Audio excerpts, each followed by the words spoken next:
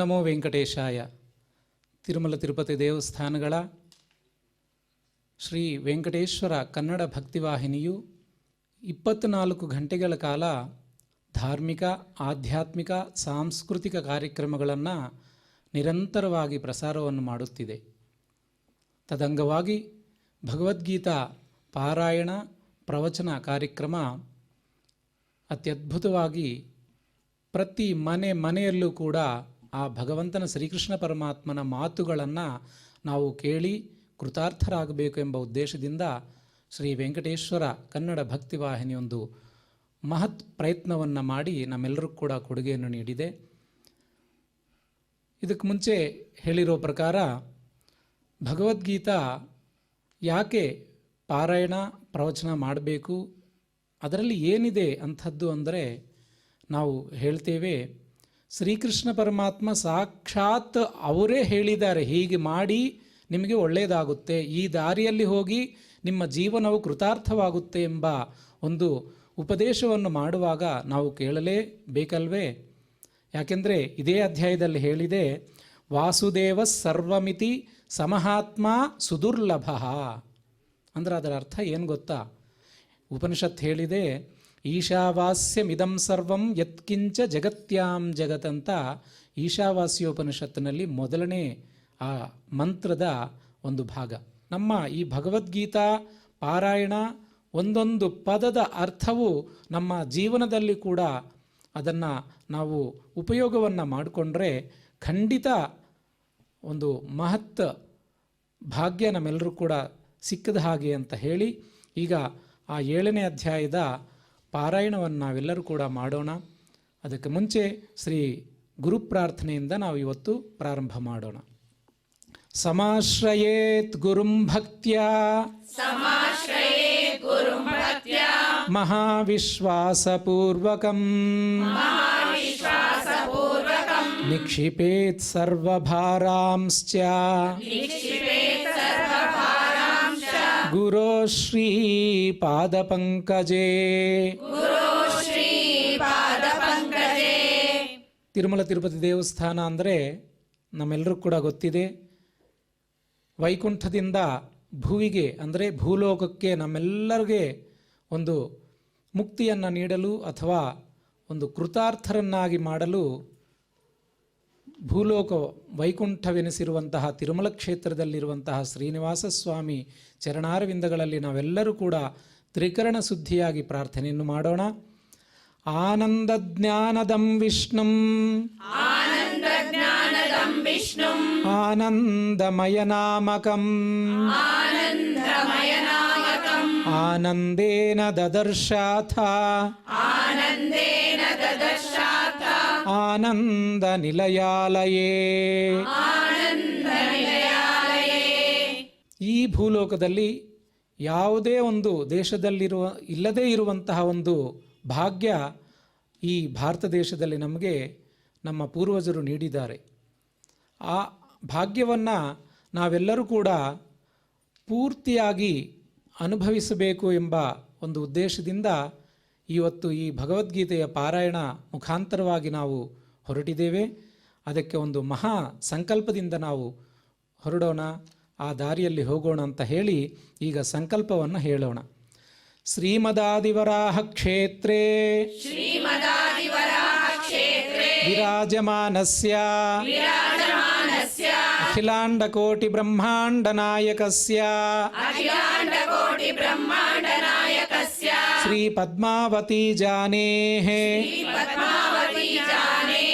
ಭಗವತಃ ಶ್ರೀ ವೆಂಕಟೇಶ್ವರ ಸ್ವಾಮಿನಃ ಕೃಪಾಬಲೇನ ಜಗದ್ಗುರೋಃ ಶ್ರೀ ಗೋಪಾಲಕೃಷ್ಣಾನುಗ್ರಹೇಣ ಅಸ್ಮಾಕಂ ಸರ್ವೇಷಾಂ ಶರೀರಸ್ಯ ಮಾನಸಸ್ಯ ಚ ಬಲಸಿದ್ಧ್ಯರ್ಥಂ ಸಮಸ್ತಾನಾಂ ಆಧಿವ್ಯಾಧೀನಾಂ ನಿವಾರಣಾರ್ಥಂ ಸರ್ವಯಜ್ಞ ಫಲಪ್ರಾಪ್ತ್ಯರ್ಥಂ ಸರ್ವಾಸಾಂ ಸಂಪದಾಂ ಪ್ರಾಪ್ತ್ಯರ್ಥಂ ವಿದ್ಯಾರ್ಥಿನಾಂ ಬುದ್ಧಿಶಕ್ತಿ ವೃದ್ಧಿದ್ವಾರಾ ಪರೀಕ್ಷಾಸು ಉತ್ತೀರ್ಣತಾ ಸಿದ್ಧ್ಯರ್ಥಂ ಅಧಿಕಾರಿಣಾಂ ಸ್ವಸ್ವವಿಧಿ ನಿರ್ವಹಣ ಕೌಶಲ ಸಿದ್ಧ್ಯರ್ಥಂ ಸಮಸ್ತ ಪಾಪಕ್ಷಯಾರ್ಥಂ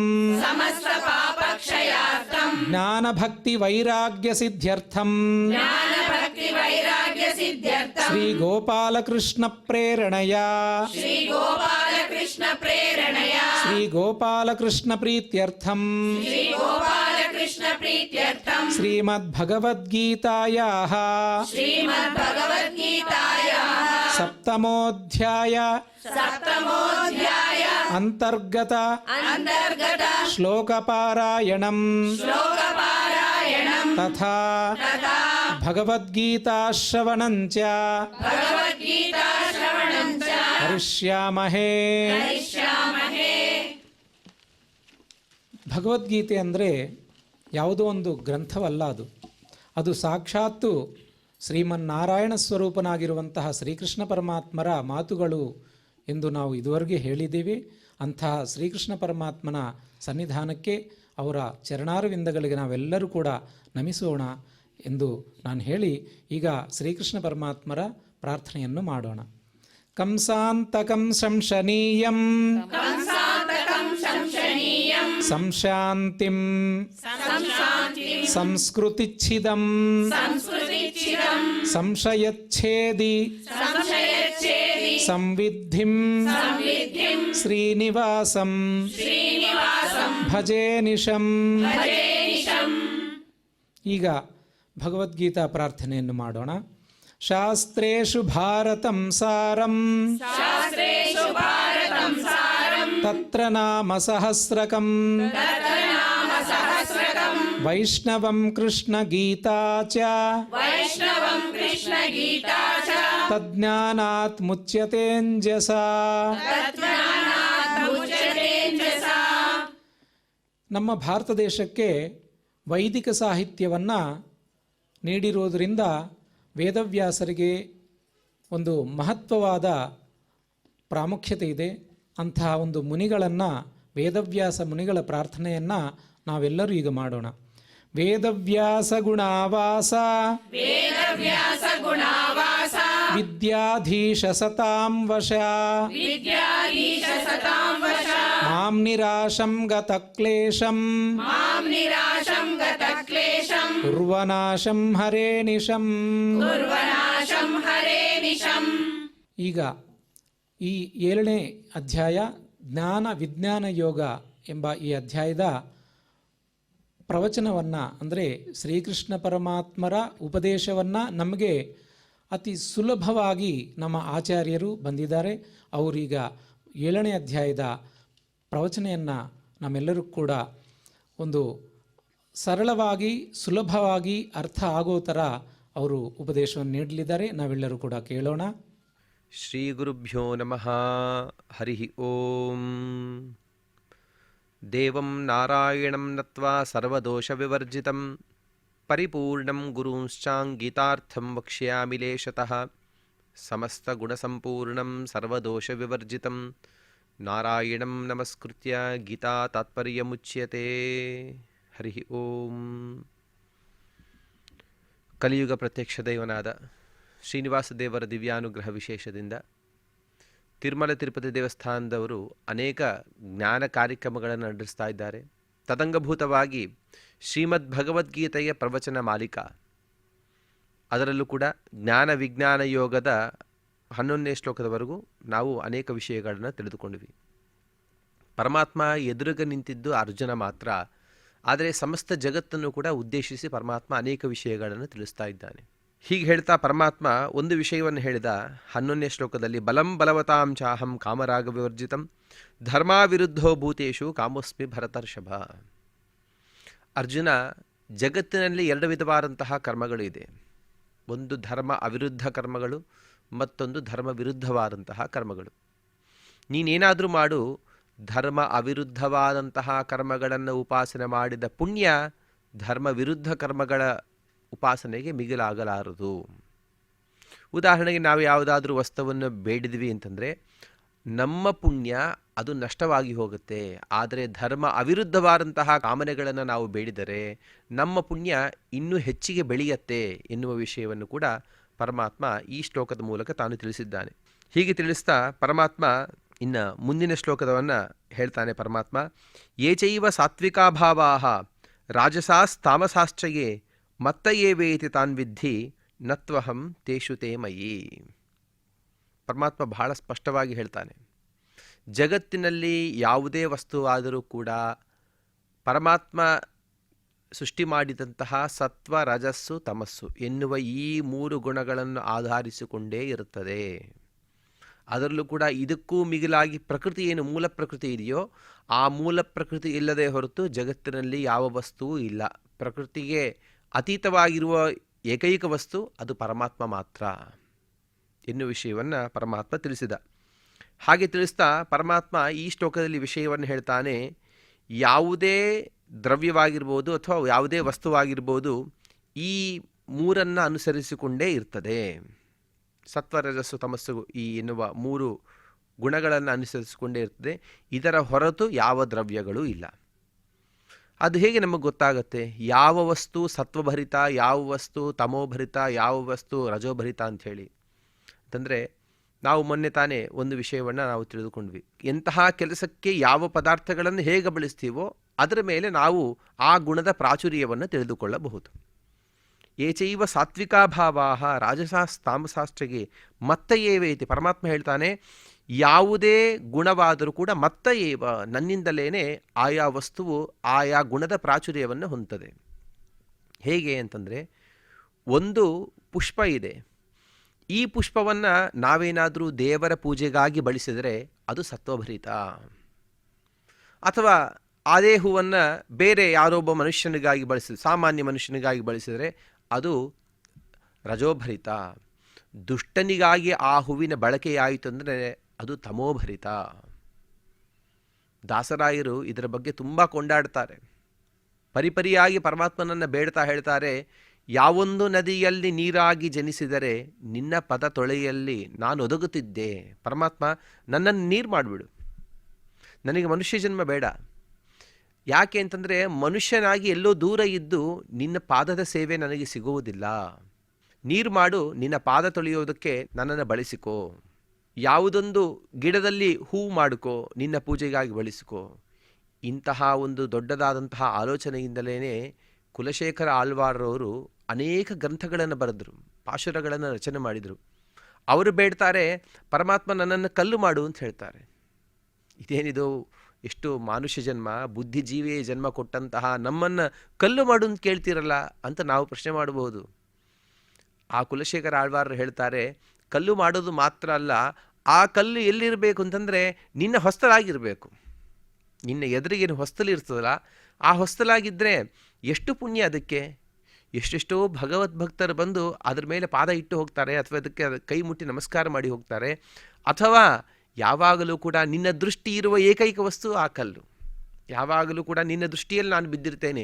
ನಾನು ಕಲ್ಲಾಗಿದ್ದರೆ ಆ ಕಲ್ಲು ಯಾವಾಗಲೂ ನಿನ್ನ ಬಿಟ್ಟು ಬೇರೆ ಗತಿನೇ ಇಲ್ಲ, ನಿನ್ನನ್ನೇ ನೋಡಬೇಕು.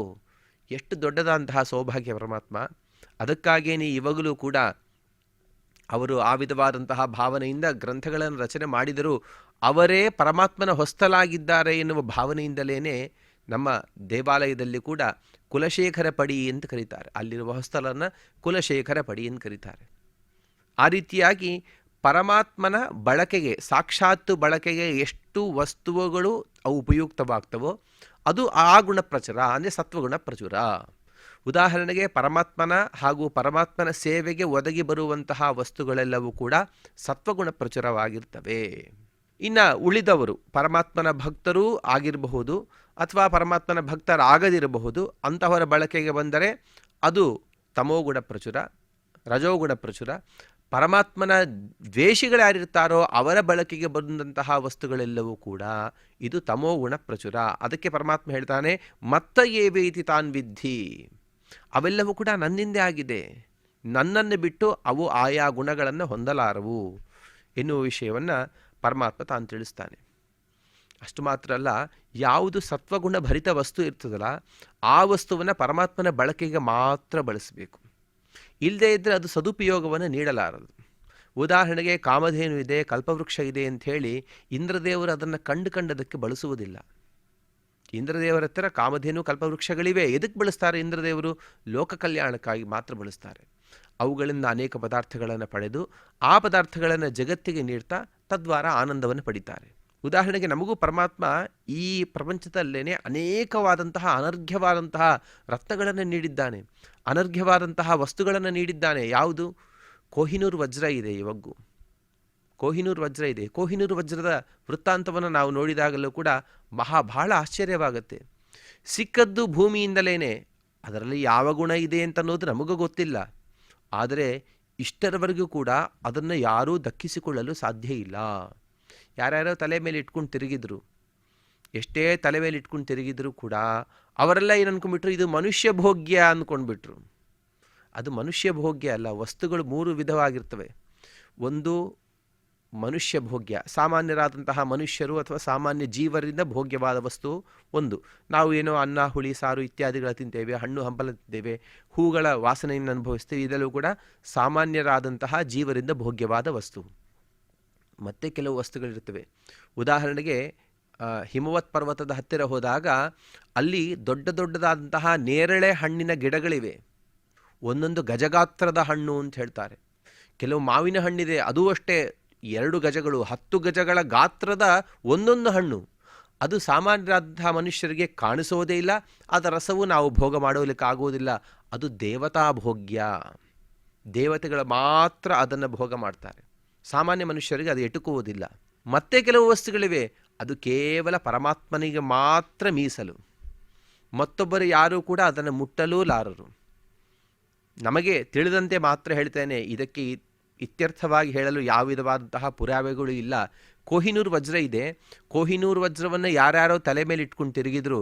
ಆದರೆ ಎಲ್ಲೆಲ್ಲಿ ಹೋಯಿತೋ ಆ ವಜ್ರ ಎಲ್ಲ ಕಡೆಗೂ ಜಗಳಗಳು, ಕದನಗಳೇ, ಎಲ್ಲವೂ ರಣರಂಗವೇ ಆಯಿತು. ಹೀಗಾಗಿ ಕೊನೆಗೆ ಅದನ್ನು ಒಂದು ಕಡೆ ಮೂಲೆಗೆ ಇಟ್ಟಿದ್ದಾರೆ. ಯಾವುದೋ ಒಂದು ಪ್ರದರ್ಶನ ಶಾಲೆಯಲ್ಲೋ ಎಲ್ಲೋ ಇಟ್ಟಿದ್ದಾರೆ ಹೊರತು ಅದು ಸಾಮಾನ್ಯ ಮಾನವ ಭೋಗ್ಯ ಅಲ್ಲ. ಅಕಸ್ಮಾತ್ ಅದನ್ನೇನಾದರೂ ನಾವು ದೇವರಿಗಾಗಿ ಮೀಸಲಿಟ್ಟು ದೇವರಿಗೆ ಸಮರ್ಪಣೆ ಮಾಡಿದರೆ ಎಷ್ಟು ಪುಣ್ಯ ಬರಬಹುದು. ಅಷ್ಟು ಮಾತ್ರ ಅಲ್ಲ, ಆ ವಸ್ತುವಿನ ಸಾರ್ಥಕತೆ ಅಲ್ಲಿಂದೇ ಬರ್ತದೆ. ಸಂಪ್ರದಾಯದಲ್ಲಿ ಒಂದು ವಿಷಯವನ್ನು ಹೇಳ್ತಾರೆ, ನೀವು ಏನೇ ಭೋಗ ಮಾಡಿರಿ ಪ್ರತಿಯೊಂದು ಪರಮಾತ್ಮನಿಗೆ ಸಮರ್ಪಣೆ ಮಾಡಿರಿ. ಇಷ್ಟಂ ದತ್ತಂ ಹುತಂ ಜಪ್ತಂ ಪೂರ್ತಂ ಯಚ್ಚಾತ್ಮನ ಪ್ರಿಯಂ. ನೀವು ಯಾಗ ಮಾಡಬಹುದು, ಅಥವಾ ತಟಾಕಾದಿ ನಿರ್ಮಾಣ ಮಾಡಬಹುದು, ಅನೇಕ ದಾನಗಳನ್ನು ಮಾಡಬಹುದು. ಹೀಗೆ ಏನೇನು ಮಾಡ್ತೀರೋ ಪ್ರತಿಯೊಂದು ಕೂಡ ಪರಸ್ಮೈ ಸನ್ನಿವೇದಯೇ, ಆ ಪರಮಾತ್ಮಗೆ ಸಮರ್ಪಣೆ ಮಾಡಿ ತದನಂತರ ಆ ಪರಮಾತ್ಮ ಕೊಟ್ಟದ್ದನ್ನು ಸ್ವೀಕಾರ ಮಾಡಿ. ತೇನ ತ್ಯಕ್ತೇನ ಭುಂಜೀತಾಹ, ಪರಮಾತ್ಮ ತಾನು ಸ್ವೀಕರಿಸಿ ನಮಗೇನು ಕೊಡ್ತಾನೋ ಆ ಉಳಿದ ವಸ್ತುವನ್ನು ಪರಮಾತ್ಮ ಭೋಗ ಮಾಡಿ ಉಳಿದ ವಸ್ತುವನ್ನು ನಾವು ಭೋಗ ಮಾಡಬೇಕೇ ಹೊರತು ಸಾಕ್ಷಾತ್ತಾಗಿ ಯಾವ ವಸ್ತುವನ್ನು ಭೋಗ ಮಾಡಬಾರದು ಎನ್ನುವ ವಿಷಯವನ್ನೇ ಪರಮಾತ್ಮ ಈ ಶ್ಲೋಕದಿಂದ ಹೇಳ್ತಾನೆ. ಏಚೈವ ಸಾತ್ವಿಕ ಭಾವಾಹ ರಾಜಸಾಸ್ತಾಮಸಾಶ್ಚಯೇ. ಅರ್ಜುನ, ಜಗತ್ತಿನಲ್ಲಿ ಅನೇಕ ಪದಾರ್ಥಗಳಿವೆ, ಸತ್ವಗುಣ ಪ್ರಚುರ, ತಮೋಗುಣ ಪ್ರಚುರ, ರಜೋಗುಣ ಪ್ರಚುರ ಅಂಥೇಳಿ. ಅವೆಲ್ಲವೂ ಕೂಡ ಮತ್ತಯೇವ, ನನ್ನಿಂದಲೇ ನಿಮಗೆ ಸಿಗ್ತಾ ಇದೆ. ನನ್ನಿಂದಲೇ ನಿಮಗೆ ಸಿಗ್ತಾ ಇದೆ ಅಂತ ಅರ್ಥ ಏನು? ನಾನು ಭೋಗ ಮಾಡಿ ಉಳಿದದ್ದು ನೀವು ಸ್ವೀಕರಿಸಿದರೆ ತದ್ವಾರ ನಿಮಗೆ ಕ್ಷೇಮ ಆಗ್ತದೆ ಹೊರತು ಸಾಕ್ಷಾತ್ತಾಗಿ ಯಾವುದನ್ನು ಕೂಡ ಭೋಗ ಮಾಡಬೇಡಿರಿ ಎನ್ನುವ ವಿಷಯವನ್ನು ನತ್ವಹಂ ತೇಷು ತೇ ಮಯಿ. ಅವುಗಳಲ್ಲಿ ನಾನು ಇಲ್ಲ ಅಂತಿಲ್ಲ, ಆ ಪದಾರ್ಥಗಳಲ್ಲಿ ನಾನು ಇದ್ದೇ ಇದ್ದೇನೆ. ಅಕಸ್ಮಾತ್ತಾಗಿ ನಾನು ಆ ಪದಾರ್ಥಗಳಲ್ಲಿ ಇಲ್ಲ ಅಂತಾಗಿದ್ದರೆ ಆ ಪದಾರ್ಥಗಳೇ ಇರ್ತಿದ್ದಿಲ್ಲ. ಉದಾಹರಣೆಗೆ ಇವಾಗ ಅನೇಕ ನೈಯಾಯಿಕರು ಒಂದು ಮಾತನ್ನು ಹೇಳ್ತಾ ಇರ್ತಾರೆ, ಶಶವಿಷಾಣ ಅಂತ ಹೇಳ್ತಾರೆ. ಮೊಲ ಇದೆ, ಮೊಲಕ್ಕೆ ಕೋಡುಗಳು ಅಂತ ಹೇಳ್ತಾರೆ. ಕೋಡು ಇರುವ ಮೊಲಗಳೇ ಇರುವುದಿಲ್ಲ. ಕೋಡು ಇರುವ ಮೊಲಗಳು ಇದು ಅಸಾಧ್ಯ. ಯಾಕೆ? ಪರಮಾತ್ಮನ ಆ ವಿಧವಾದಂತಹ ಇಚ್ಛೆ ಇಲ್ಲ. ಪರಮಾತ್ಮ ಆ ವಿಧವಾಗಿ ಸೃಷ್ಟಿ ಮಾಡಿಲ್ಲ. ತನ್ನ ಸೃಷ್ಟಿ ಇಲ್ಲ, ಆದ್ದರಿಂದಾಗಿ ಪರಮಾತ್ಮ ಆ ವಿಧವಾದಂತಹ ಪದಾರ್ಥಗಳನ್ನು ಸೃಷ್ಟಿ ಮಾಡಿಲ್ಲೋ ಹೇಗೋ ಅಂದರೆ ನತ್ವಹಂ ತೇಷು ತೇ ಮಯಿ. ನನ್ನ ಇಚ್ಛಾನುಗುಣವಾಗಿ ನಾನು ಸೃಷ್ಟಿ ಮಾಡಿದಂತಹ ಪದಾರ್ಥಗಳು ಮಾತ್ರ ಈ ಪ್ರಪಂಚದಲ್ಲಿ ದೊರಕ್ತವೆ, ಅವೆಲ್ಲವೂ ಕೂಡ ಮತ್ತಃ ಏವ, ನನ್ನ ಅಧೀನವೇ ಆಗಿದೆ ಎನ್ನುವ ವಿಷಯವನ್ನು ಪರಮಾತ್ಮ ಈ ಶ್ಲೋಕದ ಮೂಲಕವಾಗಿ ತಿಳಿಸಿದ. ಒಟ್ಟಿನಲ್ಲಿ ಸಾಮಾನ್ಯವಾಗಿ ಈ ಶ್ಲೋಕದ ಅರ್ಥ ಏಚೈವ ಸಾತ್ವಿಕಾ ಭಾವ ರಾಜಸಾಸ್ತಾಮಸಾಶ್ಚಯೇ ಮತ್ತ ಏವೇತಿ ತಾನ್ ವಿದ್ಧಿ ನತ್ವಹಂ ತೇಷು ತೇ ಮಯಿ. ಜಗತ್ತಿನಲ್ಲಿ ಎಷ್ಟೆಷ್ಟು ಪದಾರ್ಥಗಳಿವೆಯೋ ಅವೆಲ್ಲವೂ ನನ್ನಿಂದಲೇ ಹುಟ್ಟಿದೆ, ನನ್ನ ಇಚ್ಛೆ ಇಲ್ಲದೇನೆ ಯಾವ ಪದಾರ್ಥವೂ ತನ್ನ ಪ್ರವೃತ್ತಿಯನ್ನು ಹೊಂದಲಾರದು ಎನ್ನುವ ವಿಷಯವನ್ನು ಪರಮಾತ್ಮ ಈ ಶ್ಲೋಕದ ಮೂಲಕ ತಾನು ತಿಳಿಸಿದ್ದಾನೆ. ತಿಳಿಸಿದ ಮೇಲೆ ಪರಮಾತ್ಮ ಇನ್ನು ಮುಂದಿನ ಶ್ಲೋಕ 13ನೆಯ ಶ್ಲೋಕ, ಆ 13ನೆಯ ಶ್ಲೋಕವನ್ನು ಪರಮಾತ್ಮ ಹೀಗೆ ಹೇಳ್ತಾನೆ. ತ್ರಿಭಿರ್ಗುಣಮಯೈರ್ಭಾವೈಃ ಯೇಭಿಃ ಸರ್ವಮಿದಂ ಜಗತ್ ಮೋಹಿತಂ ನಾಭಿಜಾನಾತಿ ಮಾಮೇಭ್ಯ ಪರಮವ್ಯಯಂ. ಬಹಳ ಸುಂದರವಾಗಿ ಪರಮಾತ್ಮ ಅನೇಕ ವಿಷಯಗಳನ್ನು ತಿಳಿಸಿದ. ವ್ಯಾಖ್ಯಾನಕಾರರು ಇಷ್ಟರವರೆಗೆ ಪರಮಾತ್ಮ ಏನೇನು ವಿಷಯಗಳನ್ನು ತಿಳಿಸಿದ ಅಂತಂದರೆ, ಮೊದಲಿಗೆ ಪರಮಾತ್ಮ ಜ್ಞಾನ ವಿಜ್ಞಾನಗಳನ್ನು ಹೇಳ್ತೇನೆ ಅಂಥೇಳಿ ಪ್ರತಿಜ್ಞೆ ಮಾಡಿದ.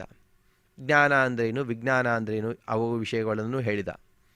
ಈ ಎಲ್ಲದಕ್ಕೂ ಪರಮಾತ್ಮನೇ ಕಾರಣ ಎನ್ನುವ ವಿಷಯವನ್ನು ಕೂಡ ಭೂಮಿರಾಪೋ ನಲೋ ವಾಯು ಖಮ್ಮನೋ ಬುದ್ಧಿರೇವಚ ಅಂತ ಆ ಶ್ಲೋಕದಿಂದ, ಹಾಗೆಯೇ ಬೀಜಮ್ಮಾಂ ಸರ್ವಭೂತಾನಾಂ, ಪ್ರತಿಯೊಂದಕ್ಕೂ ನಾನೇ ಕಾರಣ ಇತ್ಯಾದಿ ಅನೇಕ ಶ್ಲೋಕಗಳಿಂದ ಆ ವಿಷಯವನ್ನು ಪರಮಾತ್ಮ ನಿರೂಪಣೆ ಮಾಡಿದ.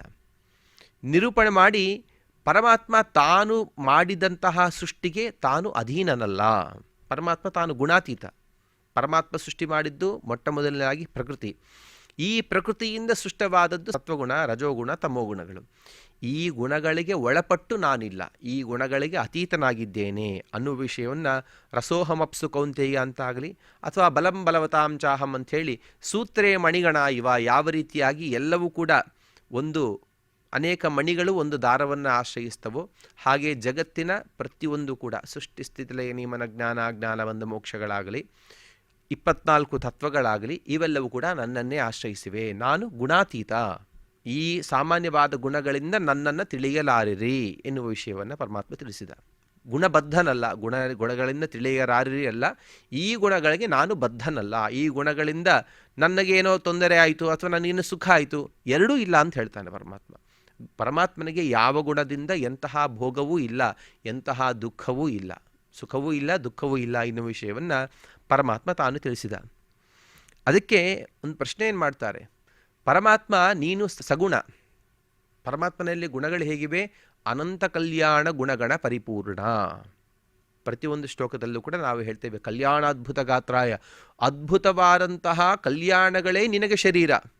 ಏನು ಅದ್ಭುತವಾದಂತಹ ಕಲ್ಯಾಣ ಗುಣಗಳು? ಪ್ರತಿಯೊಂದು ಗುಣವೂ ಇದೆ. ಗುಣಗಳೆಷ್ಟಿವೆ? ಅನಂತ ಇವೆ. ಆ ಒಂದೊಂದು ಗುಣವೂ ಕೂಡ ಪೂರ್ಣವಾಗಿದೆ, ಒಂದೊಂದು ಗುಣವೂ ಪೂರ್ಣವಾಗಿದೆ. ಅಂತಹ ಅನಂತ ಕಲ್ಯಾಣ ಗುಣಗಳ ಉಳ್ಳವನು ನೀನು. ಅದಕ್ಕಾಗಿ ನೀನು ಸಗುಣ ಅಂತಲೇ ನಾವು ಉಪಾಸನೆ ಮಾಡ್ತೀವಿ ಪರಮಾತ್ಮನನ್ನು ನಿರ್ಗುಣ ಅಲ್ಲ, ಸಗುಣೋಪಾಸಕರು. ನೀನು ಸಗುಣ ಆದರೆ ಗುಣಾತೀತ. ಗುಣಾತೀತ ಅಂದ್ರೇನು? ಇಲ್ಲಿ ಹೇಳುವಂತಹ ವಿಷಯಗಳಿಂದ, ಇಲ್ಲಿ ಹೇಳಿದಂತಹ ಆ ಏನು ಸತ್ವಾದಿ ಗುಣಗಳಿವೆಯೋ ಈ ಗುಣಗಳಿಗೆ ಬದ್ಧನಲ್ಲ ಅಂತ ಹೇಳಿದರು. ಹೀಗೆ ಮಾಡಿಕೊಂಡು ಒಂದು ವಿಷಯವನ್ನು ಹೇಳ್ತಾರೆ, ಸಗುಣರಾದಂತಹ ನಾವು ಗುಣಾತೀತನಾದಂತಹ ನಿನ್ನನ್ನು ಹೇಗೆ ತಿಳಿಯಬೇಕು ಅಂದರೆ, ನೀನು ಸೃಷ್ಟಿ ಮಾಡಿದಂತಹ ಸತ್ವ ರಜಸ್ಸು ತಮಸ್ಸು ಎನ್ನುವ ಗುಣಗಳಿಂದ ಬದ್ಧರಾದ ನಾವು ಸತ್ವ ರಜಸ್ಸು ತಮಸ್ಸುಗಳಿಂದ ಅತೀತನಾದಂತಹ ನಿನ್ನನ್ನು ಹೇಗೆ ತಿಳಿಯಲು ಸಾಧ್ಯ? ನಾವೆಲ್ಲ ಹೊರಗಡೆ ಇದ್ದೇವೆ, ನೀನೊಬ್ಬನು ಒಳಗಿದ್ದಿ. ಹೊರಗಿದ್ದ ನಾವು ಒಳಗಿದ್ದ ನಿನ್ನನ್ನು ಹೇಗೆ ತಿಳಿಯಲು ಸಾಧ್ಯ? ಇದು ಸಾಧ್ಯವಿಲ್ಲಲ್ಲ. ವಿಚಿತ್ರ ಏನು ಅಂತಂದರೆ, ಪರಮಾತ್ಮ ನಮ್ಮನ್ನು ಸೃಷ್ಟಿ ಮಾಡಿದ, ಈ 3 ಗುಣಗಳನ್ನು ಆಧರಿಸಿಕೊಂಡೇ ನಮ್ಮನ್ನು ಸೃಷ್ಟಿ ಮಾಡಿದ. ಈ 3 ಗುಣಗಳಿಂದ ಕೊಟ್ಟಂತಹ ಪದಾರ್ಥಗಳನ್ನೇ ಪರಮಾತ್ಮನಿಗೆ ನಾವು ಸಮರ್ಪಣೆ ಮಾಡಬೇಕು. ಆದರೆ ಗುಣಾತೀತ. ಗುಣಗಳಿಂದ ಸವಾದಂತಹ ಪದಾರ್ಥ ಯಾವುದು? ಉದಾಹರಣೆಗೆ ನಾವು ಏನೋ ನೈವೇದ್ಯ ಕೊಡ್ತೀವಿ, ಅದು ಸಗುಣ ಪದಾರ್ಥನೇ. ಯಾವುದೋ ಒಂದು ಆಭರಣ ಕೊಡ್ತೀವಿ ಅಥವಾ ಹೂವು ತುಳಸಿ ಇತ್ಯಾದಿ ಏನೋ ಪದಾರ್ಥಗಳನ್ನು ಕೊಡ್ತೀವಿ. ಆ ಪ್ರತಿಯೊಂದು ಪದಾರ್ಥವೂ ಕೂಡ ಈ ಸತ್ವಾದಿ ಗುಣಗಳಿಂದ ಸೃಷ್ಟವಾದದ್ದೇ. ಆದರೆ ಪರಮಾತ್ಮನನ್ನು ಗುಣಾತೀತ ಅಂತ ಕರಿತೇವೆ. ಅದಕ್ಕಾಗಿ ವ್ಯಾಖ್ಯಾನಕಾರರು ಪ್ರಶ್ನೆ ಮಾಡ್ತಾರೆ, ನೀನು ಗುಣಾತೀತ, ನಾವೆಲ್ಲರೂ ಸಗುಣರು, ನಾವು ಸಮರ್ಪಣೆ ಮಾಡುವ ಪದಾರ್ಥವು ಸಗುಣವೇ. ಸಗುಣರಾದಂತಹ ನಾವು ಗುಣಾತೀತನಾದಂತಹ ನಿನ್ನನ್ನು ಹೇಗೆ ತಿಳಿಯಲು ಸಾಧ್ಯ ಅಂತ ತಾವು ಪ್ರಶ್ನೆ ಮಾಡಿಕೊಳ್ತಾರೆ. ಸರಿ ಹೋಗಲಿ, ನೀನು ಸಗುಣ ಆಗಲಿ ಅಂತಲೇ ಪರಮಾತ್ಮನಿಗೆ ಸಗುಣತ್ವ ಇದು ಸಾಧ್ಯ ಇಲ್ಲ. ಯಾಕೆಂದರೆ ನಮಗೆ ವ್ಯವಹಾರದಲ್ಲಿ ಪರಮಾತ್ಮ ತೋರಿಸ್ತಾನೆ, ತಾನು ದುಃಖಪಟ್ಟಂತೆ ಯಾವನೋ ಒಂದು ಅಸ್ತ್ರಗಳಿಂದ ತನಗೆ ಹೊಡೆದವರಂತೆ ಯಾವುದೋ ಒಂದು ಅಸ್ತ್ರಗಳಿಂದ ತನ್ನನ್ನು ಹೊಡೆದರು ಅಂತ ಅನೇಕ ಯುದ್ಧಗಳಲ್ಲಿ ತಿಳಿಸ್ತಾನೆ. ತನಗೆ ಸಂತಾನ ಇಲ್ಲ ಅಂಥೇಳಿ ತಪಸ್ಸು ಮಾಡಲಿಕ್ಕೆ ಹೋಗ್ತಾನೆ ಪರಮಾತ್ಮನಿಗೆ ಎಲ್ಲಿ ಸಂತಾನ? ಎಲ್ಲ ಅಖಿಲಾಂಡ ಮಾದ್ಯಃ ಪುಮಾನ್, ಸಮಸ್ತ ಜಗತ್ತೇ ಪರಮಾತ್ಮನ ಸಂತಾನ. ಜಗತ್ತಿಗೆ ಸಂತಾನವನ್ನು ನೀಡುವ ಪರಮಾತ್ಮನಿಗೆ ಸಂತಾನದ ಲೋಪ ಇದೆಯೇ? ಸರ್ವಥಾ ಇಲ್ಲ. ಪರಮಾತ್ಮ ಅದೆಲ್ಲವೂ ಕೂಡ ಲೋಕ ವಿಡಂಬನೆ. ಮದುವೆ ಆದವರು ಸಂತಾನಕ್ಕಾಗಿ ತಪಸ್ಸು ಮಾಡಬೇಕು ಎನ್ನುವುದಕ್ಕಾಗಿ ಮಾತ್ರ ಪರಮಾತ್ಮ ಹಾಗೆ ಸಂತಾನಕ್ಕಾಗಿ ತಪಸ್ಸು ಮಾಡಿದ ಹೊರತು ಪರಮಾತ್ಮನಿಗೆ ಸಂತಾನದ ಕೊರತೆ ಇಲ್ಲ. ಈ ರೀತಿಯಾಗಿ ನೀನು ಸಗುಣ ಆಗಲಾರಿ, ಆದರೆ ಸಗುಣ ಆದಂತೆ ತೋರಿಸ್ತಿ. ಒಟ್ಟಿನಲ್ಲಿ ನೀನು ಮಾತ್ರ ಗುಣಾತೀತನಾದಂತಹ ನೀನು ಸಗುಣ ಆಗಲಾರಿ. ನಾವು ಸಗುಣರು, ನಾವು ಗುಣಾತೀತರಾಗಲಾರಿವಿ. ಅಂದ ಮೇಲೆ ಹೀಗಿರುವಂತಹ ಸಂದರ್ಭದಲ್ಲಿ ನಾವು ನಿನ್ನನ್ನು ಹೇಗೆ ತಿಳಿಯುವುದು ಎನ್ನುವ ವಿಷಯವನ್ನು ಪ್ರಶ್ನೆ ಮಾಡ್ತಾರೆ. ಇನ್ನೊಂದು ವಿಷಯವನ್ನು ಹೇಳ್ತಾರೆ, ನಾವು ಹೇಗೆ ಸಗುಣರೋ, ನೀನು ಹೇಗೆ ನಿರ್ಗುಣನೋ, ನಮಗೆ ಗುಣಾತೀತವಾದಂತಹ ವಸ್ತು ಬಗ್ಗೆ ಗೊತ್ತೇ ಇಲ್ಲ. ಏನೋ ಗ್ರಂಥಗಳಲ್ಲಿ ಹೇಳ್ತಾರೆ, ಪ್ರತ್ಯಕ್ಷವಾಗಿ ನೋಡಿಲ್ಲಲ್ಲ. ಪ್ರತ್ಯಕ್ಷವಾಗಿ ನೋಡದೇ ಹೊರತು ಅಥವಾ ಪ್ರತ್ಯಕ್ಷವಾಗಿ ಅನುಭವಿಸದ ಹೊರತು ಮನುಷ್ಯ ಗುಣಾತೀತವಾದಂತಹ ವಸ್ತುವನ್ನು ಅನುಭವಕ್ಕೆ ತಂದುಕೊಳ್ಳಲಾರ. ಹೇಗೆ? ನಾವು ನೋಡಿದ್ದೆಲ್ಲವೂ ಕೂಡ ಸಗುಣ ಪದಾರ್ಥಗಳೇ. ಎಲ್ಲಿಂದ ನೋಡಿದ್ದೀವಿ ನಾವು? ಬ್ರಹ್ಮಲೋಕದಿಂದ ನೋಡಿದ್ದೀವಿ. ಬ್ರಹ್ಮಲೋಕಕ್ಕೂ ಮೇಲೆ ಹೋಗಿ ನೋಡುವ ಸಾಧ್ಯತೆ ನಮಗಿಲ್ಲ. ಯಾರು ಮುಕ್ತರಾಗಿದ್ದಾರೋ ಅವರ ವಿಷಯ ಬೇರೆ, ಅವರೆಲ್ಲರೂ ಕೂಡ ಪರಾಭಾಸ ಅಂತ ಇನ್ನು ನಾವು ಹೇಳಿಕೊಂಡ್ವಿ. ಸಾಕ್ಷಾತ್ತು ಲಕ್ಷ್ಮೀದೇವಿ ಅವಳು ಮುಖ್ಯಪರಳು, ಅವಳಿಗಂತೂ ನಿನ್ನ ಜ್ಞಾನ ಅವಳ ಯೋಗ್ಯತಾನುಸಾರವಾಗಿ ವಿಶೇಷವಾದಂತಹ ಜ್ಞಾನ ಆ ಲಕ್ಷ್ಮೀದೇವಿಗೆ ಇದ್ದೇ ಇದೆ. ಬ್ರಹ್ಮದೇವರಿಂದ ಆರಂಭಿಸಿ ತೃಣಪರ್ಯಂತ ಸಮಸ್ತ ಜೀವರೆಲ್ಲರೂ ಕೂಡ ಸಾಕ್ಷಾತ್ತಾಗಿ ನೋಡಿ ಅಥವಾ ಗ್ರಂಥಾದಿಗಳನ್ನು ತಿಳಿದುಕೊಂಡು ಅಥವಾ ವಶಿಷ್ಠಾದಿ ಮುನಿಗಳ ಪ್ರತ್ಯಕ್ಷವನ್ನು ಆಧರಿಸಿಕೊಂಡು ನಾವು ಸಗುಣ ಪದಾರ್ಥಗಳನ್ನು ಮಾತ್ರ ನೋಡಿದ್ದೇವೆ. ಗುಣಾತೀತವಾದಂತಹ ಪದಾರ್ಥ ನಿನ್ನನ್ನಾಗಲಿ ನಿನ್ನ ಒಂದು ವಿಶಿಷ್ಟವಾದಂತಹ ರೂಪವುಳ್ಳ ವೈಕುಂಠಾದಿಗಳನ್ನಾಗಲಿ ನೋಡಿಲ್ಲ. ಆದ್ದರಿಂದಾಗಿ ನಾವು ನಿನ್ನನ್ನು ಹೊಂದುವ ಬಗೆ ಹೇಗೆ? ಎಲ್ಲಿ ಸಮಸ್ಯೆ ಇರ್ತದೋ ಆ ಸಮಸ್ಯೆಯ ಪರಿಹಾರವೂ ಅಲ್ಲೇ ಇರ್ತದೆ. ಪರಮಾತ್ಮ ನಿನ್ನ ಜ್ಞಾನವೇ ಸಮಸ್ಯೆ ಅಂದಮೇಲೆ ಈ ಸಮಸ್ಯೆಯನ್ನು ಪರಿಹಾರ ಮಾಡಲು ನೀನೊಬ್ಬನೇ ಸಮರ್ಥ ಅಂಥೇಳಿ ಪ್ರಶ್ನೆ ಮಾಡಿದಾಗ ಪರಮಾತ್ಮ ಹೇಳ್ತಾನೆ, ತ್ರಿಭಿರ್ಗುಣಮಯೈರ್ಭಾವೈಃ ಯೇಭಿಃ ಸರ್ವವಿದಂ ಜಗತ ಮೋಹಿತಂ ನಾಭಿಜಾನಾತಿ ಮಾಮೇಭ್ಯ ಪರಮವ್ಯಯಂ ಎನ್ನುವುದಾಗಿ ಪರಮಾತ್ಮ ಹೇಳ್ತಾನೆ. ಹೌದು, ವಾಸ್ತವ, ನಾನು ಗುಣಾತೀತ, ನೀವೆಲ್ಲರೂ ಸಗುಣರು ಅಂತಂದರೆ ಮತ್ತೊಂದು ಅರ್ಥವನ್ನು ಹೇಳ್ತಾರೆ. ನೀವೆಲ್ಲರೂ ಕೂಡ ಪ್ರಕೃತಿ ಬದ್ಧರು. ಪ್ರಕೃತಿಯನ್ನು ಮೀರಿ ಬರಲು ನಿಮಗೆ ಸಾಧ್ಯ ಇಲ್ಲ. ಈ ಪ್ರಕೃತಿ ಬದ್ಧತೆ ಎನ್ನುವ ಗುಣ ನಿಮ್ಮಲ್ಲಿದ್ದದಕ್ಕಾಗಿ ನೀವು ಗುಣಾತೀತನಾದಂತಹ ನನ್ನನ್ನು ನೋಡಲಾರಿ. ಏನು? ತ್ರಿಭಿರ್ಗುಣಮಯೈರ್ಭಾವೈಃ, ಗುಣಮಯವಾದಂತಹ ಮೂರು ಭಾವಗಳು, ಮೂರು ಗುಣಗಳು ಯಾವುದು? ಸತ್ವ ರಜಸ್ಸು ತಮಸ್ಸು ಎನ್ನುವಂತಹ ಗುಣಗಳು. ಯೇಭಿಃ ಸರ್ವವಿದಂ ಜಗತ ಮೋಹಿತಂ, ಇವೆಲ್ಲವೂ ಸಮಸ್ತ ಜಗತ್ತು ಎಲ್ಲಿಂದ ಆರಂಭಿಸಿ ಬ್ರಹ್ಮದೇವರಿಂದ ಆರಂಭಿಸಿ ಸಮಸ್ತ ಜಗತ್ತೆಲ್ಲವೂ ಕೂಡ ಮೋಹಿತವಾಗಿದೆ. ಅಂದರೆ ನಮ್ಮ ಜೊತೆಗೆ ಬ್ರಹ್ಮದೇವರನ್ನು ಸೇರಿಸಲಿಲ್ಲ. ಬ್ರಹ್ಮದೇವರು, ನಾವು ಹಿಂದಿನ ಭಾಗದಲ್ಲಿ ನಾವು ಹೇಳಿಕೊಂಡ್ವಿ, ಅನಂತ ವೇದೋಕ್ತ ತದನುಕ್ತ ಭಾರತೋಕ್ತ ಪ್ರಕಾರೇಣ ಬ್ರಹ್ಮೋಪಾಸಿತ ಅನಂತ ಗುಣಾನಂತ ಕ್ರಿಯಾನಂತ ರೂಪಾಗಿರಮಃ. ನಮ್ಮಂತೆ ಉಪಾಸನೆ ಮಾಡುವರಲ್ಲ. ನಾವು ಸ್ವಲ್ಪ ಹೊತ್ತು ಉಪಾಸನೆ ಮಾಡ್ತೀವಿ, ಉಪಾಸನೆಯಿಂದ ಹೀಗೆ ಕೆಳಗೆ ಬಂದ ತಕ್ಷಣ ಈ ಐಹಿಕವಾದಂತಹ ಪದಾರ್ಥಗಳಲ್ಲಿ ವಿಪರೀತವಾದಂತಹ ವ್ಯಾಮೋಹವನ್ನು ಹೊಂದಿಬಿಡ್ತೀವಿ. ನಮಗೆ ಯಾವುದೋ ಒಂದು ಕಷ್ಟ ಬಂತು ಅಂದರೆ ದೇವರೇ ಇಲ್ಲ ಅಂತ ಅನ್ನುವ ಜನ ನಾವು. ಬ್ರಹ್ಮದೇವರು ಎಂದಿಗೂ ಹಾಗೆ ಮಾಡುವುದಿಲ್ಲ. ಏನು ಬ್ರಹ್ಮದೇವರ ಯೋಗ್ಯತೆ? ಬ್ರಹ್ಮದೇವರ ಬಗ್ಗೆ, ಅಪರೋಕ್ಷ ಜ್ಞಾನ ಬಗ್ಗೆ ಹೇಳ್ತಾರೆ. ಎಷ್ಟೆಷ್ಟೋ ಜನ್ಮಗಳಿಂದ ತಾನು ಅನೇಕ ಪುಣ್ಯಗಳನ್ನು ಕೂಡಿಟ್ಟು ತಾನು ಸಂಗ್ರಹ ಮಾಡಿದ ಆ ಪುಣ್ಯದ ರಾಶಿಯಿಂದ ಅಪರೋಕ್ಷ ಜ್ಞಾನ ಎಷ್ಟೊತ್ತಾಗತ್ತೆ ಗೊತ್ತಾ? ಒಂದು ಕ್ಷಣದಲ್ಲಿ 60 ಭಾಗವನ್ನು ಮಾಡಿದರೆ ಎಷ್ಟೊತ್ತಾಗುತ್ತೋ ಅಷ್ಟು ಹೊತ್ತು ಮಾತ್ರ ಸಾಮಾನ್ಯರಾದಂತಹ ಜೀವನಿಗೆ, ಅಂದರೆ ಮುಕ್ತಿಯೋಗ್ಯರಲ್ಲಿ ಅತ್ಯಂತ ಕೆಳಗಿರುವಂತಹ ಜೀವನಿಗೆ ಅಷ್ಟು ಹೊತ್ತು ಮಾತ್ರ ಅಪರೋಕ್ಷ ಜ್ಞಾನ ಆಗುತ್ತೆ. ಆದರೆ ಬ್ರಹ್ಮದೇವರಿಗೆ ಹೇಗಾಗುತ್ತೆ? ಆ ಅಪರೋಕ್ಷ ಜ್ಞಾನವು ಸಾಮಾನ್ಯ ಜೀವನಿಗೆ ಹೇಗಾಗುತ್ತೆ ಅಂತಂದರೆ, ಪರಮಾತ್ಮನ ಪಾದವು ಕಾಣಿಸಬಹುದು, ಪರಮಾತ್ಮ ತಲೆ ಕಾಣಿಸ್ಬೋದು, ಪರಮಾತ್ಮ ಕಣ್ಣು ಕಾಣಿಸ್ಬೋದು, ಏನೋ ಕಾಣಿಸ್ಬೋದು. ಆ ಕಾಣಿಸಿದ ಪದಾರ್ಥ ಏನು ಅಂತ ಅವನಿಗೂ ಗೊತ್ತಾಗೋದಿಲ್ಲ.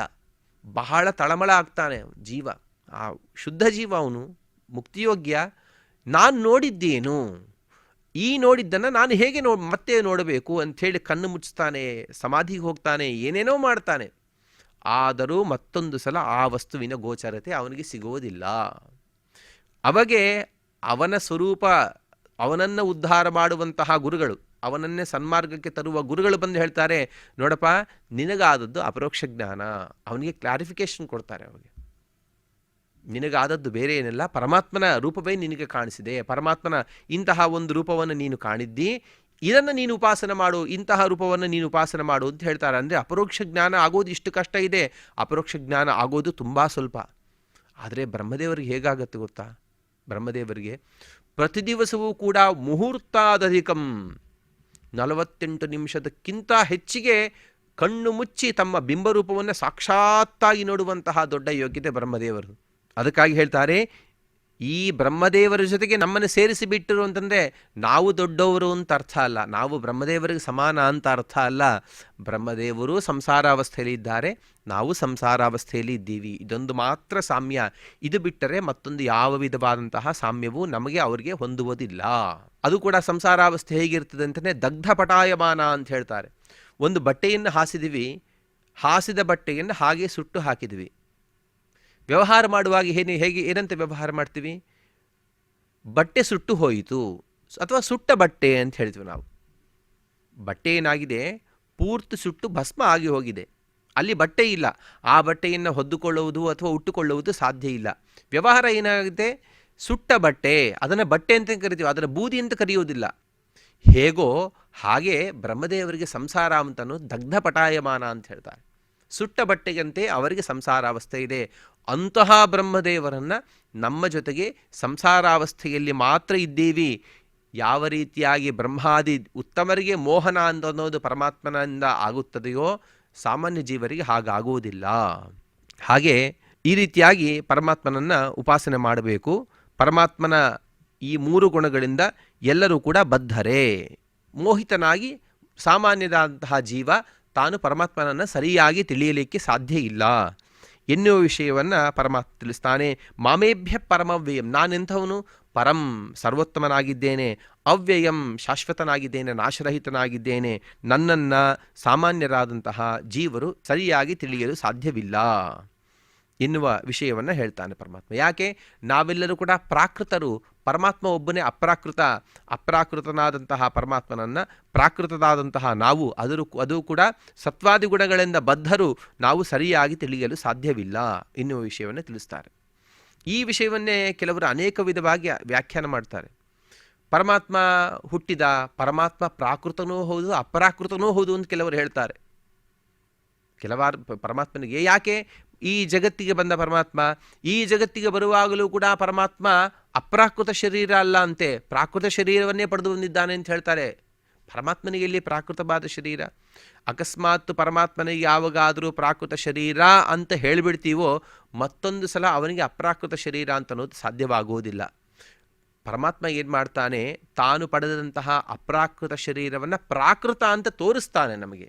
ತಾನು ಪಡಿತಾನೆ ಶರೀರವನ್ನು, ತಾನು ಪಡೆದದ್ದು ಅಪ್ರಾಕೃತ ಶರೀರ ನಮಗೆ ಹೇಗೆ ಗೋಚರವಾಗ್ತದೆ? ಪ್ರಾಕೃತ ಅಂತ ಮಾತ್ರ ಗೋಚರವಾಗ್ತದೆ ಹೊರತು ಪರಮಾತ್ಮನಿಗೆ ಎಂದಿಗೂ ಕೂಡ ಪ್ರಾಕೃತವಾದಂತಹ ಶರೀರ ಇರುವುದಿಲ್ಲ. ಅದಕ್ಕಾಗಿ ಹೀಗೆ ಉಭಯ ವಿಧವಾದಂತಹ ಶರೀರತ್ವವನ್ನು ಪರಮಾತ್ಮನಿಗೆ ತಿಳಿಸುವುದಿಲ್ಲ, ನಾವು ಹೇಳಲು ಸಾಧ್ಯವಿಲ್ಲ. ಹೀಗೆ ಗುಣಾತೀತಂ ನ ಜಾನಾತಿ ಅತಃ ಮಾಂ ಸಗುಣಂ ಜಾನಾತಿ. ಪರಮಾತ್ಮ ಹೇಳ್ತಾನೆ, ನಾನು ಗುಣಾತೀತ ಅಂತ ತಿಳಿಯದೇನೆ ಕೆಲವರು ನನ್ನನ್ನು ಸಗುಣ ಅಂದರೆ ಈ ಗುಣಗಳಿಗೆ ಬದ್ಧ. ಸಗುಣ ಅಂತಲೇ ಪರಮಾತ್ಮನನ್ನು ನಿರ್ಗುಣ ಅಂತ ಹೇಳಲಿಕ್ಕೆ ಹೊರಟಿಲ್ಲ. ಗುಣಗಳಿಗೆ, ಸತ್ವರಜಸ್ತಮೋ ಗುಣಗಳಿಗೆ ಬದ್ಧ ಎಂದು ತಿಳಿತಾರೆ. ಆದರೆ ಬ್ರಹ್ಮಾದಿ ದೇವತೆಗಳು ಮಾತ್ರ ನನ್ನನ್ನು ಈ ಗುಣಗಳಿಗೆ ಬದ್ಧನಲ್ಲ ಎನ್ನುವುದಾಗಿ ತಿಳಿಸ್ತಾರೆ. ಲೋಕೆ ಗುಣಮಯ ದೇಹಾದಿಕಂ ದೃಷ್ಟ್ವಾ ಈಶ್ವರ ದೇಹಾದಿರಪಿ ಏತಾದೃಶ ದೇಹತ್ವಾತ್ ಇತಿ ಹೇತುನ ಗುಣಮಯಮಿತಿ ಮೋಹಿತಮಿತಿ. ಇಲ್ಲಿ ಪರಮಾತ್ಮ ಹೇಳಿದ, ಮೋಹಿತಂ ನಾಭಿಜಾನಾತಿ, ನನ್ನ ಮೋಹನೆಯಿಂದ ನಾನೊಂದು ಮಾಯೆಯನ್ನು ಹಾಕಿದ್ದೇನೆ, ಆ ಮಾಯೆಯಲ್ಲಿ ಬದ್ಧರಾದವರಾಗಿ ಲೋಕದಲ್ಲಿ ಎಲ್ಲರ ಶರೀರ ನೋಡ್ತಾರೆ. ತನಗೆ ಶರೀರವನ್ನು ಕೊಟ್ಟಂತಹ ತಂದೆ ತಾಯಿಗಳನ್ನು ನೋಡ್ತಾರೆ, ಇವರು ನನಗೆ ತಂದೆ ತಾಯಿಗಳು, ಯಾಕೆ ಶರೀರವನ್ನು ಕೊಟ್ಟಿದ್ದಾರೆ. ಹಾಗೆ ಪರಮಾತ್ಮನಿಗೂ ದೇವಕಿ ವಸುದೇವರು, ಶ್ರೀಕೃಷ್ಣ ಪರಮಾತ್ಮನಿಗೆ ದೇವಕಿ ವಸುದೇವರು ಇವರು ಶರೀರವನ್ನು ಕೊಟ್ಟಿದ್ದಾರೆ ಅಂತ ತಿಳಿತಾರೆ. ನಮ್ಮ ಶರೀರವನ್ನು ನೋಡಿ ಪರಮಾತ್ಮನ ಶರೀರವನ್ನು ಅನುಮಾನ ಮಾಡ್ತಾರೆ ಹೊರತು ಪರಮಾತ್ಮ ಹೇಳ್ತಾನೆ ಮಾಯಾ, ಇದೆಲ್ಲವೂ ಕೂಡ ಮೋಹನ. ಈ ಮೋಹನೆಯಿಂದಾಗಿ ಅವರು ನನ್ನನ್ನು ಸರಿಯಾಗಿ ತಿಳಿಯುವುದಿಲ್ಲ. ಆದರೆ ಜ್ಞಾನಿನಃ ಯಥಾವತ್ತಯ ಜಾನಂತಿ ತದ್ವ್ಯಾವೃತ್ಯರ್ಥಂ ಇದಮಿತಿ ಜಗದ್ವಿಶೇಷಣಂ. ಅದಕ್ಕಾಗಿ ಪರಮಾತ್ಮ ಹೇಳ್ದ ತ್ರಿಭಿರ್ಗುಣಮಯೈರ್ಭಾವೈ ಯೇಭಿಹಿ ಸರ್ವಂ ಇದಂ ಜಗತ್ ಅಂತ ಹೇಳ್ದ. ಅಂದರೆ ಇದು ಇದಂ ಅಂತಂದರೆ ಇದು, ಅಂದರೆ ಇದು ಅಂತ ಹೇಳುವಂತೆಯೇ ಪರಮಾತ್ಮ ಇದು ಅಂತ ಹೇಳಿದಾಗ ಅದು ಅಂತ ಮತ್ತೊಂದು ವಸ್ತು ಇದೆಯಲ್ಲ, ಅದು ಯಾವುದು ಅಂದರೆ ಪರಮಾತ್ಮನಿಂದ ಮೋಹಿತವಾಗದಿರುವ ವಸ್ತು ಯಾವುದು ಅಂತಂದರೆ ಜ್ಞಾನಿಗಳು, ಜ್ಞಾನಿಗಣ. ಆ ಜ್ಞಾನಿಗಣ ಏನು ಮಾಡ್ತದೆ, ಬ್ರಹ್ಮಾದಿ ದೇವತೆಗಳು ಪರಮಾತ್ಮನನ್ನು ಈ ವಿಧವಾದಂತಹ ಗುಣಬದ್ಧವಾದಂತಹ ಶರೀರವಿಲ್ಲ ಅಂತ ಅವರೆಲ್ಲರೂ ಕೂಡ ಸ್ಪಷ್ಟವಾಗಿ ತಿಳಿತಾರೆ. ಉಭಯಾಭಾವಾತ್ ಅಗ್ನಸ್ಯ ಗುಣಾತೀತತ್ವೇನ ಭಗವತೋ ಅನುಪಲಂಬಃ. ಒಟ್ಟಿನಲ್ಲಿ ಉಪಾಯಾಭಾವಾತ್, ಆದರೆ ನಮ್ಮಂತೆ ನೋಡುವಾಗ ಉಪಾಯ ಇಲ್ಲ ನಮಗೆ, ಇದು ಬಿಟ್ಟರೆ ಬೇರೆ ಗತಿಯೇ ಇಲ್ಲ ಅಂತಹ ಒಂದು ವಿಶಿಷ್ಟವಾದಂತಹ ಪ್ರಸಂಗ. ಯಾಕೆ ನಾವು ಪ್ರತಿಯೊಂದು ಕೂಡ ಕಣ್ಣಿನ ಮುಂದೆ ಕಾಣುವುದನ್ನು ಮಾತ್ರ ಪ್ರತ್ಯಕ್ಷವಾಗಿ ಅನುಭವಿಸಿ ಉಪಾಸನೆ ಮಾಡುವವರು. ಸಾಮಾನ್ಯ ಜನರ ಬಗ್ಗೆ ಮಾತ್ರ ನಾನು ಹೇಳ್ತಾ ಇದ್ದೇನೆ. ಕಣ್ಣಿನ ಮುಂದೆ ಕಾಣಿಸದಿರುವ ವಸ್ತುವನ್ನು ನಾವು ಉಪಾಸನೆ ಮಾಡುವಂತಹ ಯೋಗ್ಯತೆ ಅಥವಾ ಉಪಾಸನೆ ಮಾಡುವಂತಹ ಭಾವನೆ ನಮಗಿಲ್ಲ. ಆದ್ದರಿಂದಾಗಿ ಉಪಾಯಾಭಾವ, ಅಜ್ಞನಾದಂತಹ ಜೀವ ಏನಾಗ್ತಾನೆ, ಗುಣಾತೀತವಾದಂತಹ ವಸ್ತು ಬಗ್ಗೆ ಗೊತ್ತಿಲ್ಲ ಅವನಿಗೆ. ಗುಣಾತೀತವಾದಂತಹ ವಸ್ತುವನ್ನು ಒಂದು ಸಲ ನೋಡಿ ಅಥವಾ ಒಂದು ಸಲ ಅದನ್ನು ಅನುಭವಿಸಿ ತಾನೇನಾದರೂ ಗುಣಾತೀತ ವಸ್ತುವಿನ ಪರಿಚಯ ಇದ್ದರೆ ಪರಮಾತ್ಮನು ಕೂಡ ಈ ವಿಧವಾದಂತಹ ಗುಣಾತೀತನಾಗಿರಬಹುದು ಅಂತ ತಾನು ತಿಳಿಯಲು ಸಾಧ್ಯವಿದೆ.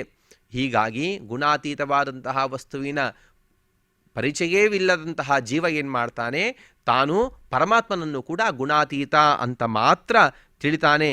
ಅದಕ್ಕಾಗಿ ಹೇಳಿದ ಪರಮಾತ್ಮ ತ್ರಿಭಿರ್ಗುಣಮಯೈರ್ಭಾವೈ.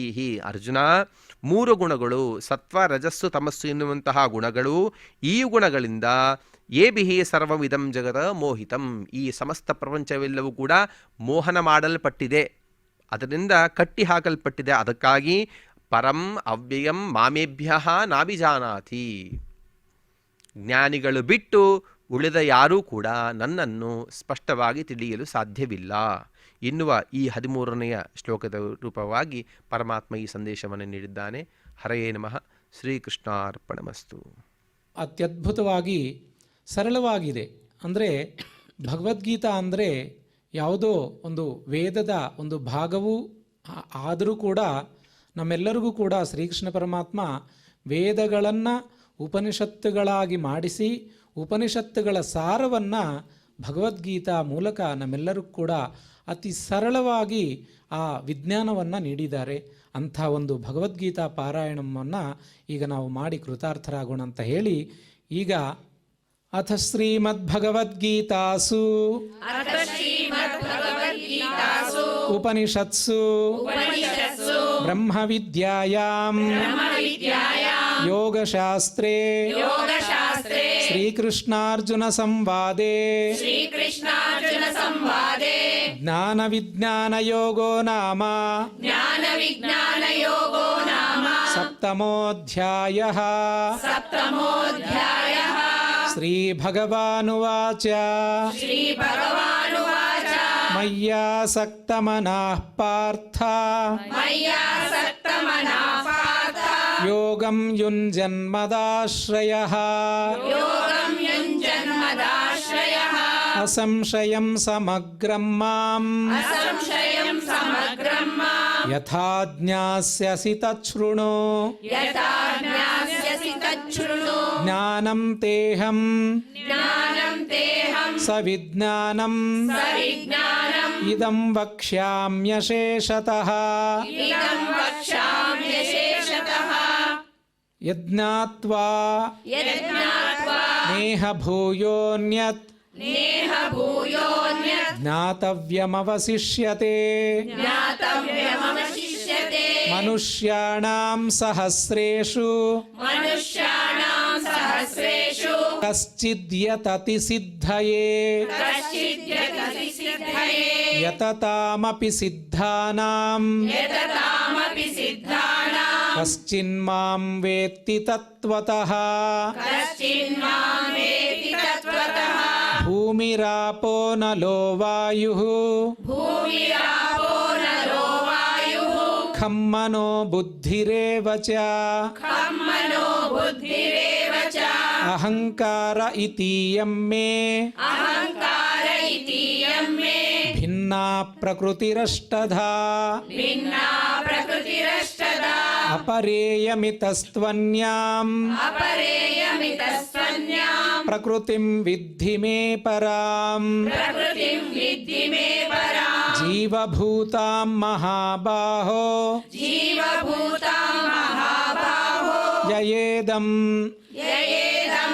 ధార్యతే జగత్ धार्यते जगत् ఏతద్యోనీని భూతాని एतद्योनीनि भूतानि సర్వాణీత్యుపధారయ सर्वाणीत्युपधारय అహం కృత్స్నస్య జగతః अहं कृत्स्नस्य जगतः ప్రభవః ప్రళయస్తథా प्रभवः प्रलयस्तथा మత్తః పరతరం నాన్యత్ मत्तः परतरं नान्यत् కించిదస్తి ధనంజయ किञ्चिदस्ति धनञ्जय మయి సర్వమిదం ప్రోతం मयि सर्वमिदं प्रोतं సూత్రే మణిగణా ఇవ सूत्रे मणिगणा इव రసోహమప్సు కౌంతేయ रसोऽहमप्सु कौन्तेय ప్రభాస్మి శశి సూర్యయోః प्रभास्मि शशिसूर्ययोः ప్రణవః సర్వవేదేషు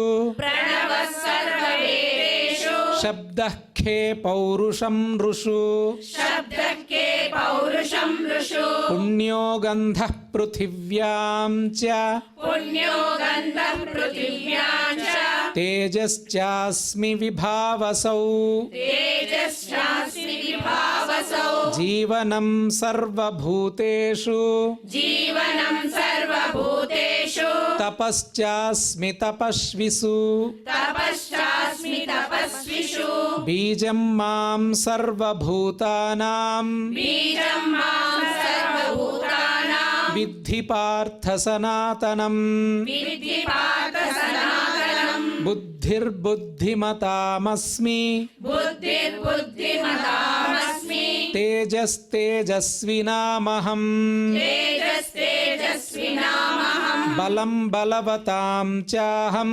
बलं बलवतां चाहं కామరాగ వివర్జితం कामरागविवर्जितं ధర్మా విరుద్ధో భూతేషు धर्माविरुद्धो भूतेषु కామోస్మి భరతర్షభా कामोऽस्मि भरतर्षभा ఏ చైవ సాత్వికా భావా ये चैव सात्विका भावा రాజసాస్తామసాశ్చ ఏ राजसासामसाश्च ये మత్త ఏవేతి తాన్ విద్ధి मत्त एवेति तान् विद्धि నత్వహం తేషు తే మయి न त्वहं तेषु ते मयि త్రిభిర్గుణమయైర్భావైః त्रिभिर्गुणमयैर्भावैः ఏభిః సర్వమిదం జగత్ येभिः सर्वमिदं जगत् మోహితం నాభిజానాతి मोहितं नाभिजानाति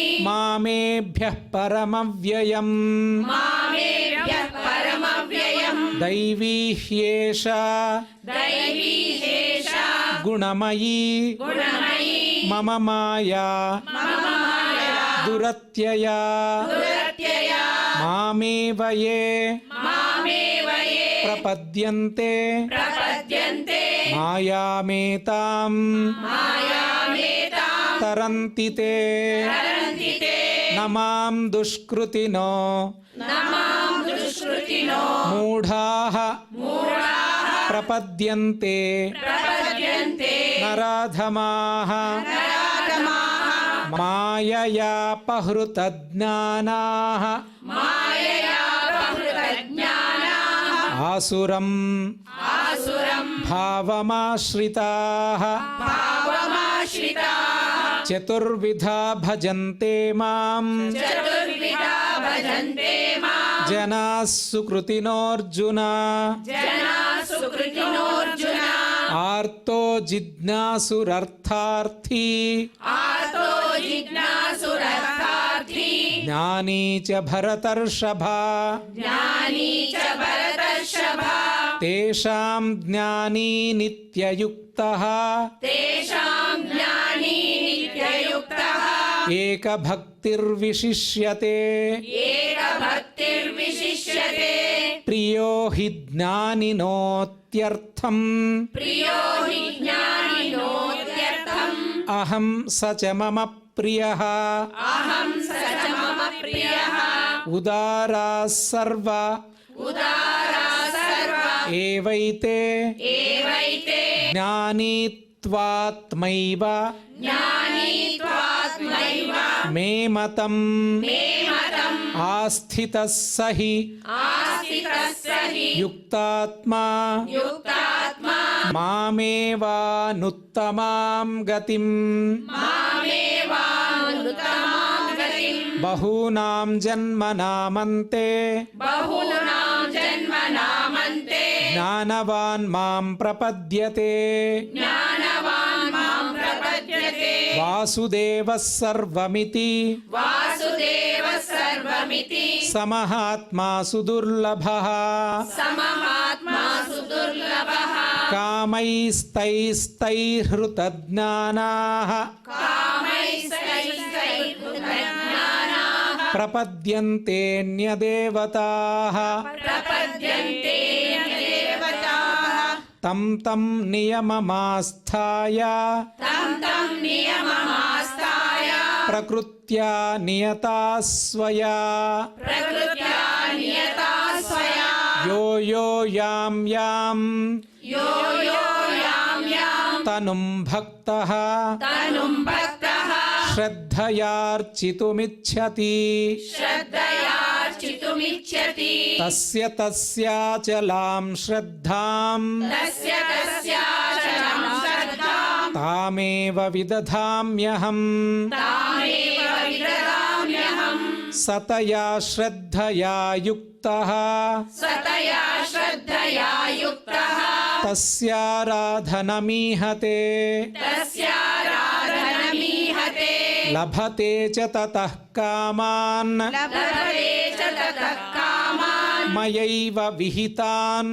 हितान् मयैव विहितान् हितान् अन्तवत्तु फलं तेषाम् अन्तवत्तु फलं तेषां तद्भवत्यल्पमेधसाम् तद्भवत्सल्पमेधसां देवान् देवयजो यान्ति देवान् देवयजो यान्ति मद्भक्ता यान्ति मामपि यद्भक्ता यान्ति मामपि अव्यक्तं व्यक्तिमापन्नम् अव्यक्तं व्यक्तिमापन्नं मन्यन्ते मामबुद्धयः मन्यन्ते मामबुद्धयः परं भावमजानन्तो परं भावमजानन्तो ममाव्ययमनुत्तमम् ममाव्ययमनुत्तमम् नाहं प्रकाशः सर्वस्य नाहं प्रकाश सर्वस्य योगमाया समावृतः योगमाया समावृतः मूढोऽयं नाभिजानाति मूढोऽयं नाभिजानाति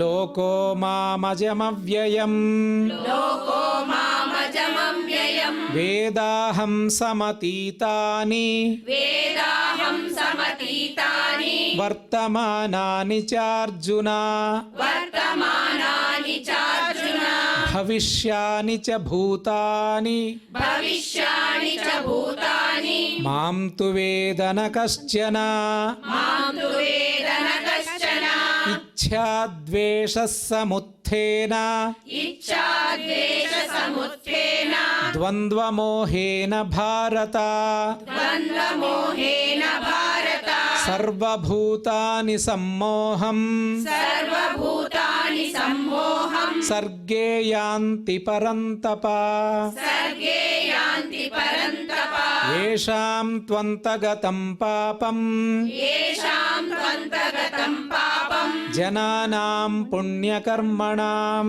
जनानां पुण्यकर्मणां ತೇ ದ್ವಂದ್ವ ಮೋಹ ನಿರ್ಮುಕ್ತಾಃ ये द्वन्द्वमोहनिर्मुक्ताः ಭಜಂತೆ ಮಾಂ ದೃಢವ್ರತಾಃ भजन्ते मां दृढव्रताः ಜರಾ ಮರಣ ಮೋಕ್ಷಾಯ जरामरणमोक्षाय ಮಾಮಾಶ್ರಿತ್ಯ ಯತಂತಿ ಯೇ मामाश्रित्य यतन्ति ये ತೇ ಬ್ರಹ್ಮ ತದ್ವಿದುಃ ಕೃತ್ಸ್ನಂ ते ब्रह्म तद्विदुःकृष्यम् ಅಧ್ಯಾತ್ಮಂ ಕರ್ಮ ಚಾಖಿಲಂ अध्यात्मं कर्म चाखिलम् ಸಾಧಿಭೂತಾಧಿದೈವಂ ಮಾಂ साधिभूतादिदैवं मां ಸಾಧಿಯಜ್ಞಂಚ ಯೇ ವಿದುಃ साधियज्ञं च ये विदुः ಪ್ರಯಾಣಕಾಲೇಪಿ ಚ ಮಾಂ प्रयाणकालेऽपि च मां ತೇ ವಿದುರ್ಯುಕ್ತಚೇತಸಃ ते विदुर्युक्तचेतसः ಇತಿ ಶ್ರೀಮದ್ಭಗವದ್ಗೀತಾಸು इति श्रीमद्भगवद्गीतासु ಉಪನಿಷತ್ಸು उपनिषत्सु ಬ್ರಹ್ಮವಿದ್ಯಾಯಾಂ ब्रह्मविद्यायां ಯೋಗಶಾಸ್ತ್ರೇ योगशास्त्रे ಶ್ರೀಕೃಷ್ಣಾರ್ಜುನ ಸಂವಾದೇ श्रीकृष्णार्जुनसंवादे ಜ್ಞಾನವಿಜ್ಞಾನಯೋಗೋ ನಾಮ ज्ञानविज्ञानयोगो नाम ಸಪ್ತಮೋಧ್ಯಾಯಃ सप्तमोऽध्यायः ಯತ್ರ ಯೋಗೇಶ್ವರಃ ಕೃಷ್ಣೋ यत्र योगेश्वरः कृष्णो ಯತ್ರ ಪಾರ್ಥೋ ಧನುರ್ಧರಃ यत्र पार्थो धनुर्धरः ತತ್ರ ಶ್ರೀರ್ವಿಜಯೋ ಭೂತಿಃ तत्र श्रीर्विजयो भूतिः ಧ್ರುವಾ ನೀತಿರ್ಮತಿರ್ಮಮ. ಧ್ರುವಾಣೀತಿರ್ಮತಿರ್ಮಮ. ಈಗ ಕ್ಷಮಾ ಪ್ರಾರ್ಥನೆಯನ್ನು ಮಾಡೋಣ. ಯದಕ್ಷರಪದಭ್ರಷ್ಟಂ यदक्षरपदभ्रष्टं ಮಾತ್ರಾಹೀನಂಚ ಯದ್ಭವೇತ್ मात्राहीनं च यद्भवेत् ತತ್ಸರ್ವಂ ಕ್ಷಮ್ಯತಾಂ ದೇವ. तत्सर्वं क्षम्यतां देव. ನಾರಾಯಣ ನಮೋಸ್ತುತೇ. नारायण नमोऽस्तु ते. ಮುಂಚೆ ಹೇಳಿರೋ ಪ್ರಕಾರ ವಾಸುದೇವ ಸರ್ವಮಿತಿ ಸಮಹಾತ್ಮ ಸುದುರ್ಲಭ. ಈ ಪ್ರಪಂಚದಲ್ಲಿ ಪ್ರತಿಯೊಂದು ಅಣುವಲ್ಲಿ ಕೂಡ ಆ ಪರಮಾತ್ಮನಾಗಿರುವಂತಹ ವಾಸುದೇವನು, ಆ ಪರಮಾತ್ಮ ಎಲ್ಲೆಡೆ ಇದ್ದಾರೆ ಎಂಬ ಒಂದು ಭಾವನೆಯಿಂದ ಆ ಭಗವಂತನಿಗೆ ಅರ್ಪಣೆಯನ್ನು ಮಾಡೋಕ್ಕೆ ತ್ರಿಕರಣ ಶುದ್ಧಿಯಾಗಿ ನಾವು ಹೊರಟಿದ್ದೀವಿ. ಅದಕ್ಕಾಗಿ ನಾವೆಲ್ಲರೂ ಕೂಡ ಭಗವದರ್ಪಣವನ್ನು ಈಗ ಮಾಡೋಣ. ಕಾಯೇನ ವಾಚಾ ಮನಸೈಂದ್ರಿಯೈರ್ವಾ ಬುದ್ಧ್ಯಾತ್ಮನಾ ವಾ ಪ್ರಕೃತೆ ಸ್ವಭಾವಾತ್ ಕರೋಮಿ ಯದ್ಯತ್ ಸಕಲಂ ಪರಸ್ಮೈ सकलं परस्मै ನಾರಾಯಣಾಯೇತಿ ಸಮರ್ಪಯಾಮಿ. समर्पयामि. ತ್ರಿಕರಣ ಶುದ್ಧಿಯಾಗಿ ನಾವು ಭಗವಂತನಿಗೆ ಶರಣು ಹೋದಾಗ ನಮ್ಮಲ್ಲಿರುವಂತಹ ಒಂದು ಸ್ವಾರ್ಥ ಬುದ್ಧಿ ತೊಲಗುತ್ತೆ. ಆವಾಗ ಪರಾರ್ಥಕ್ಕಾಗಿ ನಾವು ಪ್ರಾರ್ಥನೆಯನ್ನು ಮಾಡ್ತೇವೆ.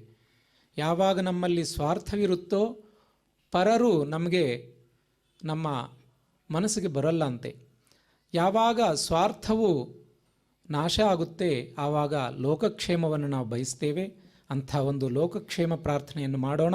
ಎಲ್ಲರೂ ಸುಖವಾಗಿ, ಆನಂದವಾಗಿ, ಸಂತೋಷವಾಗಿ, ನಿರಾಮಯರಾಗಿ ಇರಲಿ ಎಂಬುದೇ ಇದರ ಅರ್ಥ. ಸರ್ವೇ ಭವಂತು ಸುಖಿನಃ, सर्वे भवन्तु सुखिनः, ಸರ್ವೇ ಸಂತು ನಿರಾಮಯಾಃ, सर्वे सन्तु निरामयाः, ಸರ್ವೇ ಭದ್ರಾಣಿ ಪಶ್ಯಂತು, सर्वे भद्राणि पश्यन्तु, ಮಾ ಕಶ್ಚಿತ್ ದುಃಖ ಭಾಗ್ ಭವೇತ್. मा कश्चित् दुःखभाग् भवेत्.